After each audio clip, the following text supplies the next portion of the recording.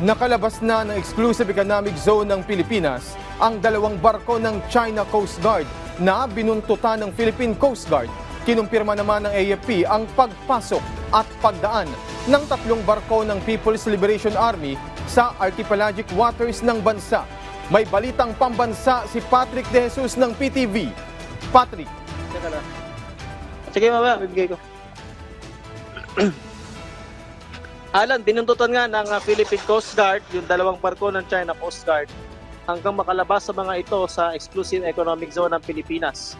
Ang mga barko ng China na CCG 3301 at 3104 na ang lumapit noon ng 34 nautical miles mula sa coastline ng Pangasinan. Sabi ng PCG, mahigpit na binantayan ng kanilang barko na BRP Cabra ang mga barko ng China Coast Guard hanggang sa nakalabas ito ng EEZ ng bansa.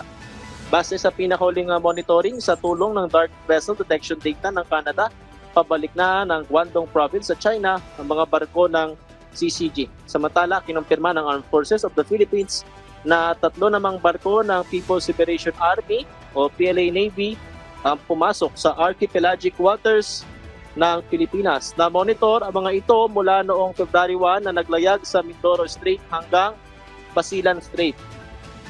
Ngayon naman ay palabas na ito ng exclusive economic zone ng bansa na huling namataan 120 nautical miles mula sa Basilan. Sabi ng AFP, i-deploy ang kanilang maritime at aerial assets para bantayan ang mga warship ng China.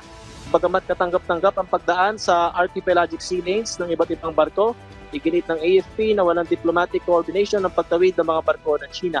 Sa kabila nito, sinabi ng sandatahang lakas na hindi ito cause of alarm at nakahanda sila sa anumang hakbang para protektahan ang pambansang seguridad. Alan. Maraming salamat, Patrick De Jesus.